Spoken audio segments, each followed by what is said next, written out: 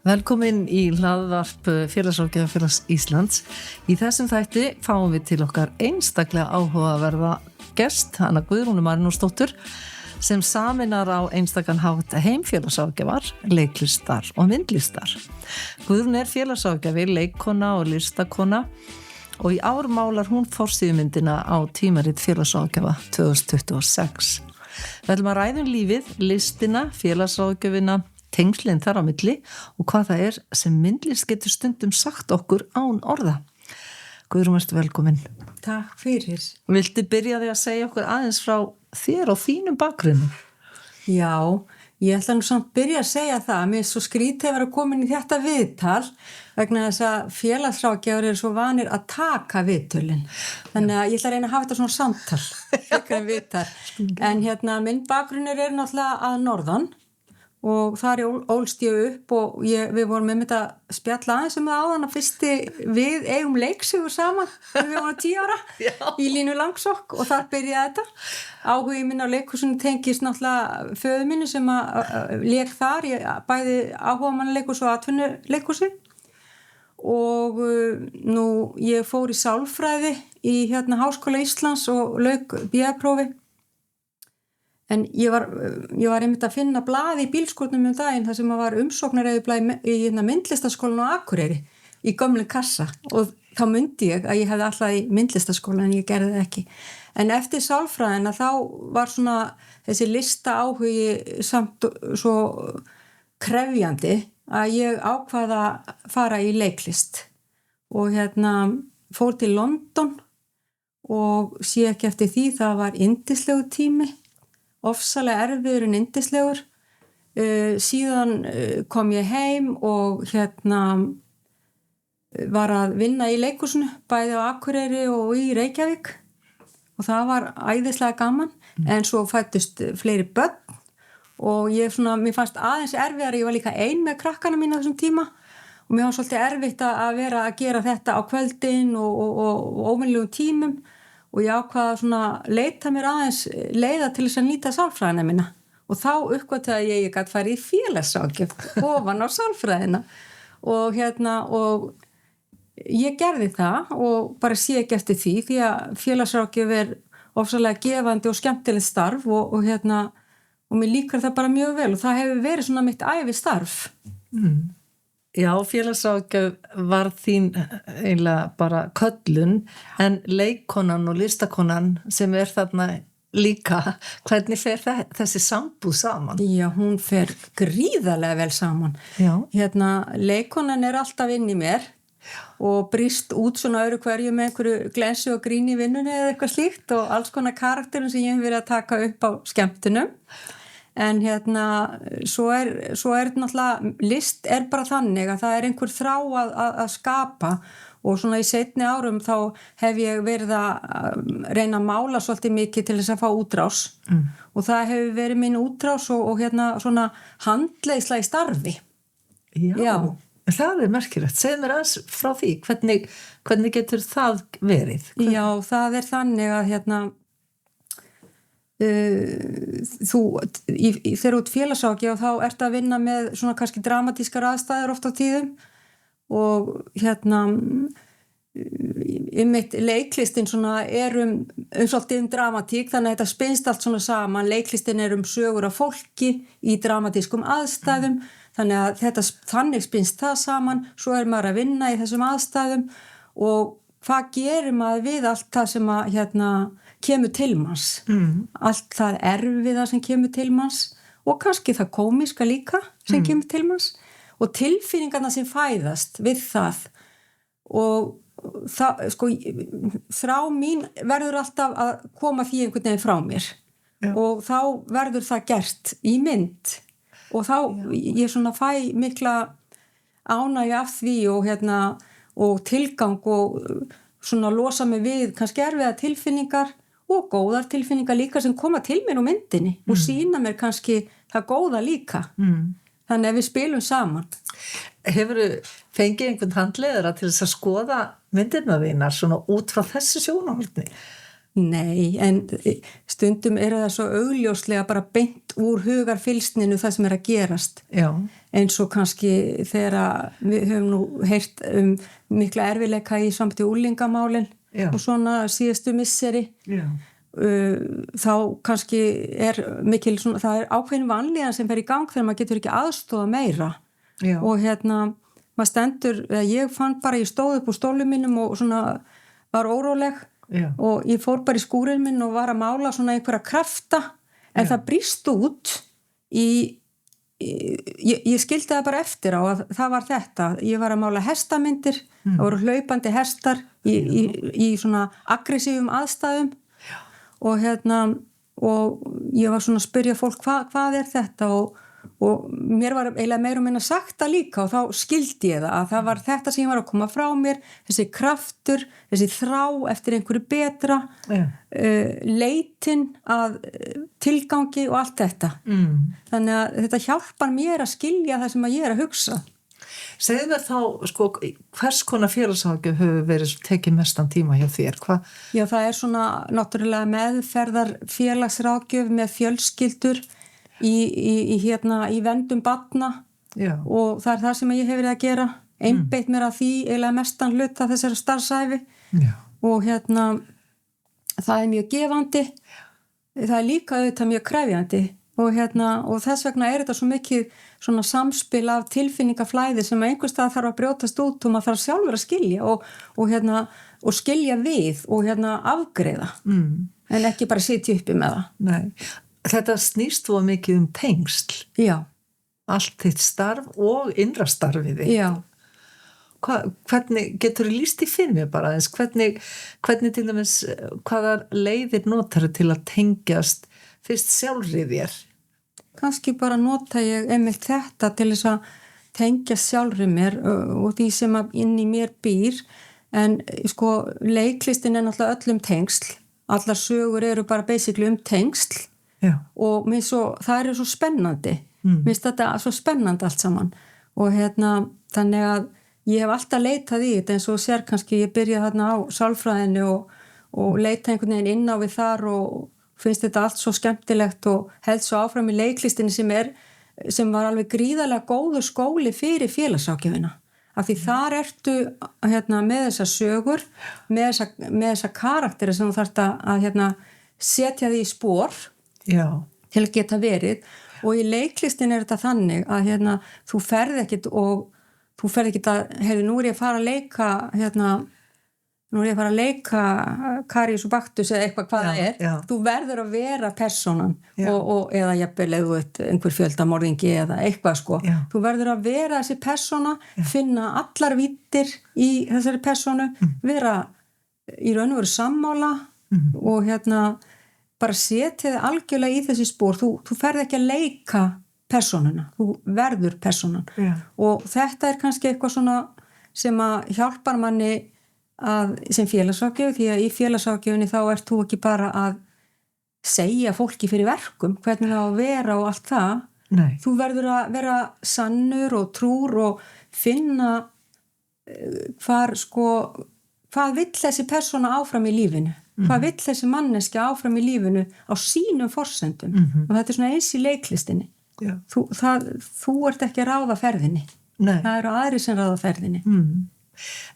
Hvernig gengur þér að láta félagsáðgjöfan taka stjórnina í þeim aðstöðum sem hann þarf kannski að stýra eða leifuru leikaranum að koma fram hvernig það samspil ykkar? Sko, Nú tala ég eins og þessi tvær persónur eða þrjár. Þetta allt saman samofið og mér finnst bara að vera sem sagt þetta sem ég var að segja áðan að vera ekki að vera í sannleikanum treysta persónunni sem þú ert að tala við sem kannski illa stödd treysta því að hún hafi eitthvað fram að færa sem að verður að einhverju betra þú ert ekki að búa það til fyrir hana og þú þarft að nota kjark til þess að fara í svona aðstöð, bæði inn í leiklistinni og inn í þessum aðstæðum. Já. Til þess og að þú farir ekki í auðveldu leiðina að leika Kasper, Jesper og Jónatan eða leika, þú veist, félagsráðgjafa í samtali. Já. Þú verður alltaf að vera bara inn í því sem þú ert að gera í sannleika og það ert ekki þú sem að endilega ert að stjórna ferðinni. Það er persóna sem að stendur fyrir framan þig eða sem þú ert að fara að túlka. Já, þannig að þér finnst náttúrulega ekki spurning að þessi sköpun hjálpar þér að skilja fólk og tilfinningar miklu betur. Já, hún sko fyrst og fremst hjálpar sko mér til þess að svolítið að skilja mig. Mér finnst það svo mikilvægt.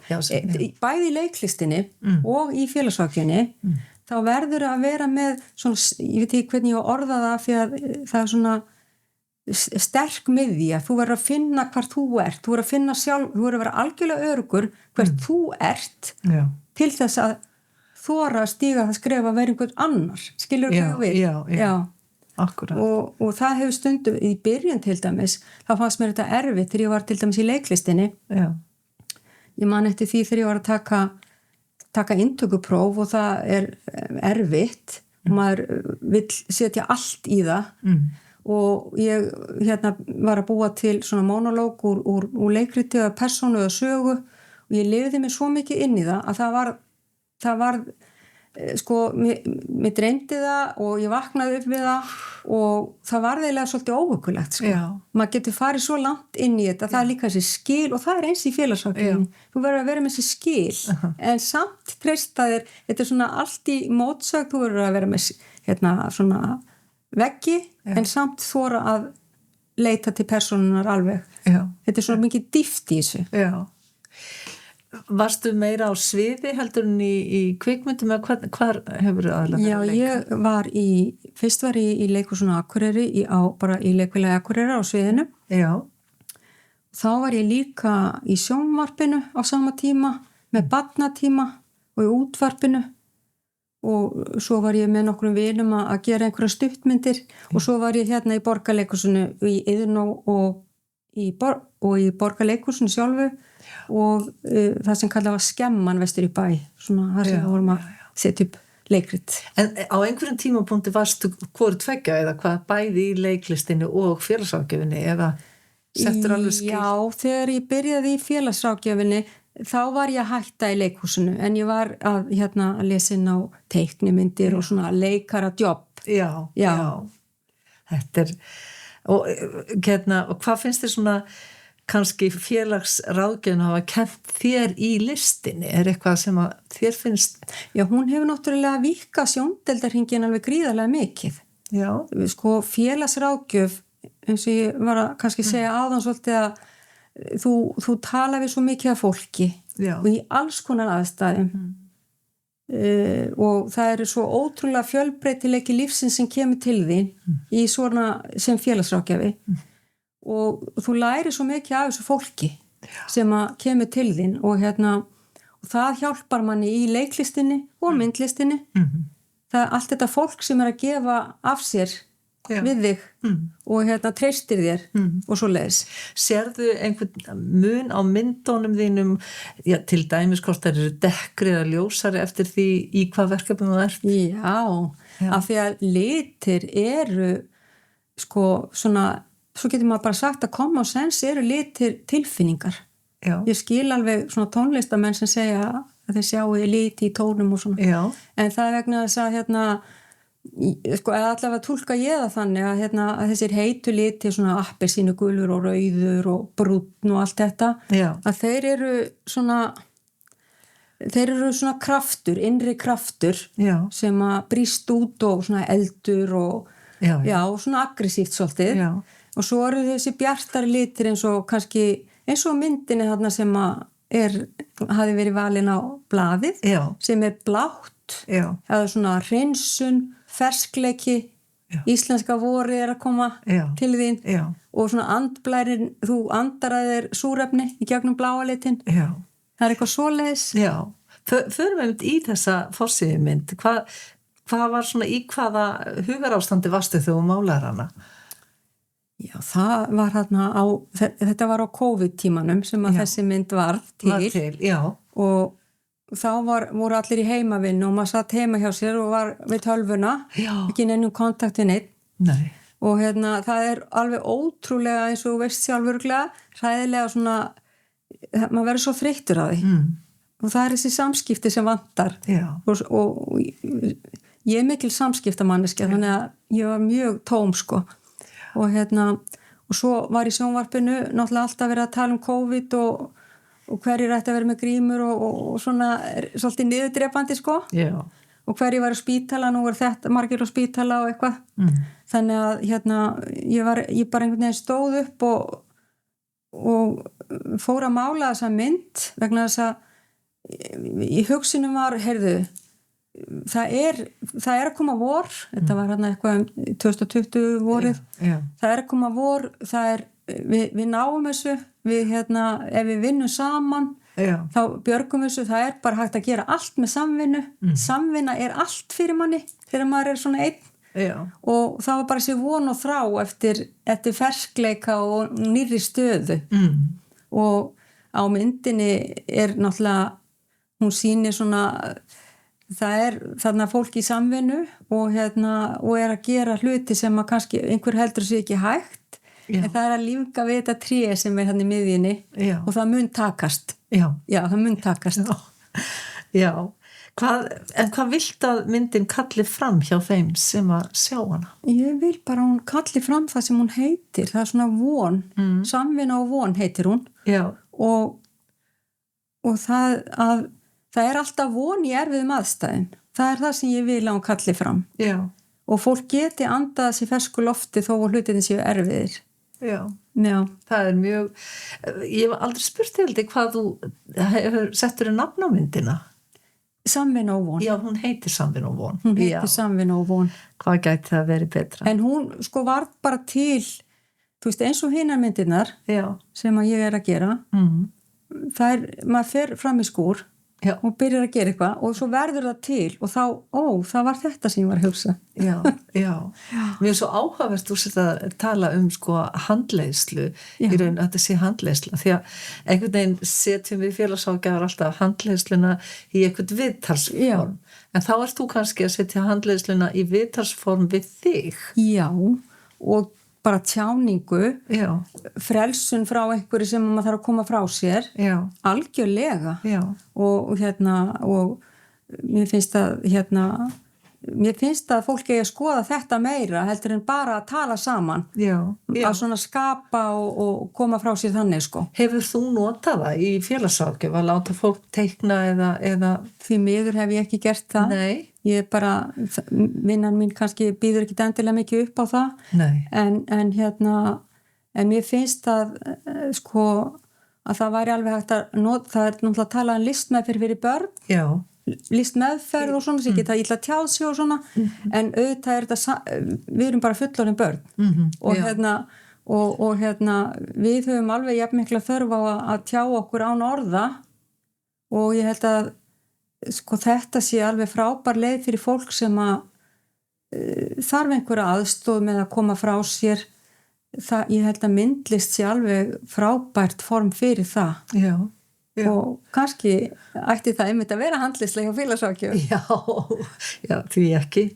En það er líka kannski það sem stoppar fólk svo oft af við að gera, bara ná sér í pensla og liti, er þessi fullkomnunar áráttu hegðun okkar eða þörf að við þurfum að kunna mála til þess að fara að nota þetta, en þú fannst þetta einhvern veginn brjótast bara fram í þér. Já. Reyndar með, þú lærði náttúrulega eitthvað. Jú, og ég náttúrulega ætlaði alltaf í þessa myndlist og hefur alltaf verið í mér, en sko það er náttúrulega hvernig maður er að hugsa þetta líka. Ég myndi aldrei hugsa þetta þannig nú ætla ég að mála mynd af Samvinna og von. Nei. Ég er ekki að fara að gera það. Nei. En ég myndi alltaf hugsa þetta þannig, er mér svo mikilvægt sko að sko litir, þeir segja manni hvaða liti viltu vinna með, byrjaðu bara þar. Hvað ert að hugsa? Já. Og þá kemur einhver liti til þín og það bara byrjar á á myndinni og svo bara verður hún til og fólk kannski þarf að vera þarna líka kjarkurinn sko að hafa kjarkinn til þess að bara standa fyrir framann, striga og setja lit á hann og sjá hvað kemur út. Það hlýtur að vera mikil frelsun í því að þora bara stiga þetta skref. Já, það það. En og það bara gott að stíga ný skref. Já. Hún talaði einmitt það, hún Kristín Berta sem málaði myndina í fyrra, þá var hún einmitt að hvetja bara alla en ekki síst félagsráðgjafa til þess einmitt að reyna að minnka svona gagnrýnisröddina sem að allir eru virðast vera bara málaðu, farðast það og málaðu. Tekur undir þetta með henni? Já, algjörlega og það sem þú segir gagnrýnisraddir, stundum ef ég má segja eitthvað svona gagnrýnivert félagsráðgjafa, þá eru við stundum svolítið uppteknir svo segir að vera svona fullkomnir og þetta sé allt mjög alvarlegt. En við þurfum að þóra svona eins og segir og líka finna húmorinn í þessu öllu. Ef við horfum á til dæmis bara leiklist og leikverk og bara í sjónvarpinu bíómyndir, sérstaklega norræna bíómyndir sem ég mjög hrifin af, að þá sér maður öll lögin á persónum sem að þeir eru að skapa. Persóna aldrei bara í einhverjum rosa sorglegum aðstæðum. Það líka húmor í myndinni, einhvers staðar, til að vinna upp á móti og bara nota allar þessar tilfinningar, skella þeim á striga og muna að það engin fullkom, hafa húmor fyrir vitleysunni sem maður gerir líka. Það ekkit einsleitt. En það er eins og sagðir samt áðan að þetta ákveðin kjarkur. Heldur maður geti haft kjark alveg þegar maður orðin 50 og 60? Já. Ég að segja það, maður bara fullorðið barn og maður bara að lifa í því. Manstu, krakkar hafa kjark í allt. Já, ég veit það. En hvenær svona, ef við förum aðeins í þig og manneskjuna svona bak við verkin, sko, hvað finnst þér hafa mótað þig mest í líf og starfi? Já, sko, þegar maður spurði svona spurningar, þá klassikin að segja fjölskyldan en ég ætla samt að því að það bara það auðvitað sem alltaf með mann í lífinu en ég ætla að segja það að hvað mesta breyting í svona lífi mín og hefur skipt mestum sköpum í einmitt bæði leiklistinu og því sem ég að mála að búa í Bretlandi og fara í leiklistaskóla í Bretlandi. Það var svakalega erfitt til að byrja með af því að hverju var það svona erfitt? Ég menna, það var ekki hægt að googla neitt eða hringja heim eða fá Shakespeare til að fá gervigreindina til að taka Shakespeare og skýra hana fyrir manni og eitthvað svona og þetta þurftur að fara upp á svið og bara tala ensku sem var ekki algeng þá og það var ekki svo mikið talað enska eins og núna. Þannig þetta var svona svolítið svona pöns fyrir mann sko. Þið skort ekki kjark eða þor? Nei, en þetta var erfitt og ég stolt af því að hafa komist í gegnum þetta og gengið vel og haft svona ánægi út úr þessu og líka bara búa í Bretlandi. Það náttúrulega myndlistin sem að mér finnst skemmtilegust og það eru gömlu meistararnir, ég svo gamaldags og Hefur alltaf verið þannig að varstu svona þegar þú fórst til Bretlands? Ég hugsa að ég hef alltaf verið svona vegna þess að ég hef ans ekki gripið þetta svona. Og bæði gamaldags í finnast bara old school English eitthvað að vera langt best sko í öllu. Mér finnst það bara geggja sko. Og breski húmorinn hann klikkar. Breski húmorinn og svona frelsið allavega þegar ég var þarna fyrir að vera alls konar og ólíka týpur. Þú veist, og svona þetta breiða bil sem voru vinir af fólki, bara alls konar fólk sem talaði alls konar mállýskur, var alls konar í klæðaburði og var ekkert steypt í eitt mót. Gaf manni rosalegt frelsi til þess að vera maður sjálfur. Og kannski jók á svona fordómaleysi líka. Bara æðislegt. En svo það svo kurteisi líka. Það nú ekki alltaf en þú veist, þetta var bara gaman í nýja sín inn í svona alls konar og líka bara þá pæla í sögunni og fara á sér svefn og ég fór nú bara í fyrra sko til Bretlands, ég held ég hef bara verið í viku, ég held ég farið á alla myndlistasýningar sem voru til ég var svo þreyttur ég kom heim. Ég þarf náttúrulega ekki að spyrja þig hvar þér finnst, hvar þið líður mest eins og sért á réttum stað. Já, það náttúrulega, ég ætla samt að segja að mér líður bara vel á öllum stöðum. Já. Ég bara, þar sem ég þá líður mér vel og ég bara það stundum sem maður tekur einhverja ákvarðanir og ég bara tekið ákvarðanir það að líða allstað vel. Já, glasið alltaf hálf fullt hjá þér? Ég held það. Já, þetta eitthvað sem að byrja ekki í gær, þetta hefur alltaf verið þannig. Já, og þetta hljómar svo sjálfshól sko en ég hef aldrei gefist upp á neinu sem ég byrja á. Nei. Þannig að þú veist, ég ánægð með mig hvað það varðar. Já. Og það samvinna og von þarna að maður getur allt sko ef að viljinn fyrir hendi. Já, en þegar þú ert alveg að bugast í hvaða aflot og hvert leitar það? Þá fyrir náttúrulega bara að grenja eða eitthvað sko. Já, það má. Ég rosa viðkvæm og geta alveg ef ég sé bíómynd sko þá sé ekki nema Lassie eða eitthvað gamla dag bara núna þá bara græti ég alveg hræðilega mikið. Já.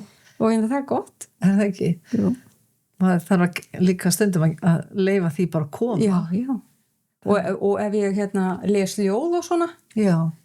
Mér finnst svona rómantíska ljóð eða svona bara Jónas Hallgrímsson eitthvað svona geggja sko sem svona djúpt. Já. Þá bara fyrir ég að grenja á svoleiðis. En hvernig hefur komið þessi áfram í börnin þín? Já og nei sko. Já. Dóttir mín grafískur hönnur. Já. En strákarnir mínir eru nú ekki, þeir bara hvetja mig áfram sko, þeir eru ekki þessu. Nei. Það getur ekki allir verið samanliðin. Nei. En við langar aðeins svona, sko, að spyrja við ánum förum yfir í annað, eitthvað svona við litaval eða form eða tákn í verkunum þínum sem að hefur sérstaka merkingu fyrir þig? Af því þú varst að tala þetta svona gamaldags og sterka liti. Það eitthvað í formi líka sem þú ert mikið með hesta og líkið séð myndirna og dýr. Já, dýrin. Já. Hvað, af hverju sækir í það? Bara svo auðvilt að mála þau. Nei, þú segir mér ekki svo. Ég veit það ekki. Það svona mismunandi, þetta eins og með litina sko. Að mismunandi dýr hafa svona mismunandi einhvern veginn merkingu. Já.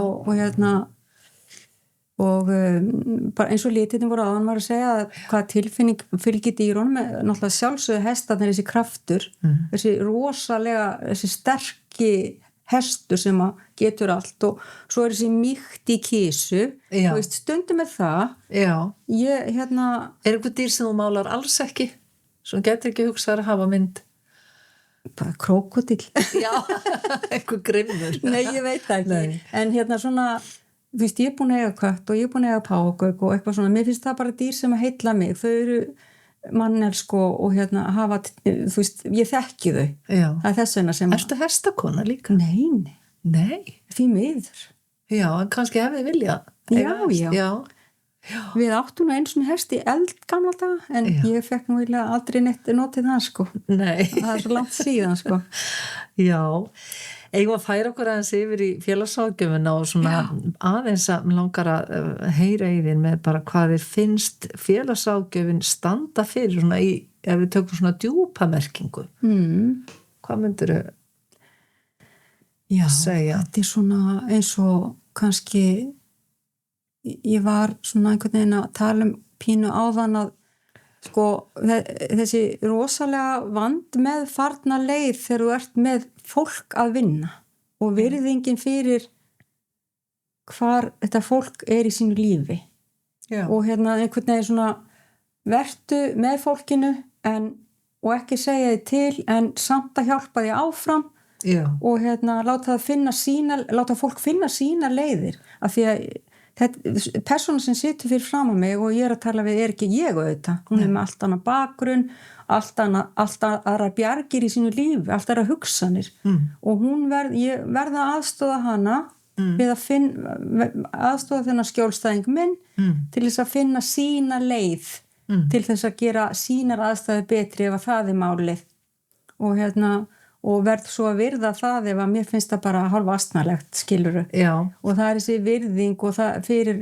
öðrum og aðstoð sem að gengur ekki of langt og gengur ekki í það að verða bara þjónustufulltrúi eða eitthvað svoleiðis. Nei.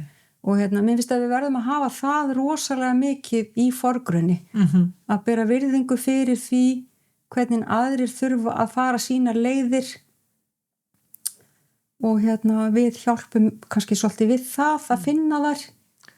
En finnst þér svona félagsráðgjafinn hafa breyst? Það að segja, fagmennskan hefur hún mjög mikið breyst, finnst þér? Eða þetta sömu grunngildi sem að... Þetta sé nú alltaf sömu grunngildi. Já. Alltaf hreint, sko. Já. Og þau eru bara mannvirðing og óskum að geta aðstoða fólk við að gera betur með sínum eigin hætti. Og ég held að það sé alltaf til staðar. Já. En mér finnst líka félagsráðgjöf hefur breyst þannig að það er rosa mikið af félagsráðgjöfum í alls konar vinnu. Já. Og það er rosalega gaman. Já. Þú veist, þetta var einangraða. Já, við vorum meira svona í hólfum. Þegar ég byrjaði, það var þetta svona vinna fyrir félagsráðgjöf var aðalega hjá félagsþjónustum og kannski spítulum. Já. Punktur. Já. Núna þetta víða verið að leita eftir þeirra störfum og í alls konar endurhæfingar prógrömmum og á heilsugæslum í skólum bara út allt og mér finnst það frábært af því þetta mjög flott starf og þetta svona félagsráðgjafar hafa mikið fram að færa. Já, það svona freistandi að spyrja þig af því að þú ert búin að taka stóran hluta af sálfræðinni og svo félagsráðgjafi. Hver svona helsti munurinn á aðferðafræði, sálfræðinga og félagsráðgjafi? Ég ekki alveg vissum að allir átti sig á því hver munurinn Af hverju ætti ég að fara til félagsráðgjafi í hvað tilfellum og hvernig ætti ég frekar að leita mér til aðstoðar sálfræðings? Já, það náttúrulega þessi gamla góða setning heildarsýnina hjá félagsráðgjafanum. Já. Sem að tekur miklu meira utan fólk með svona heildrænum hætti verð ég að segja, ég finnst það af því að sálfræðingar eru meira inn á við í greiningamálum og auðvitað eru þeir í samtalsmeðferðum sálfræðingar og fólk verður bara að velja þar á milli sjálft. Já. En ég myndi segja það að félagsráðgjafar eru meira að hugsa heildina í kring en sálfræðingarnir kannski fara aðeins svona í beinni stefnu inn og reyna að finna hlutina þar. Hvort fekk ég gott og eins og ég var að segja áðan, félagsráðgjafi að gera það auðvitað líka. Já. En svona það er þessi kúla í kringum það sem að félagsráðgjafinn kallar heildarsýn sem að skiptir ofsalega miklu máli.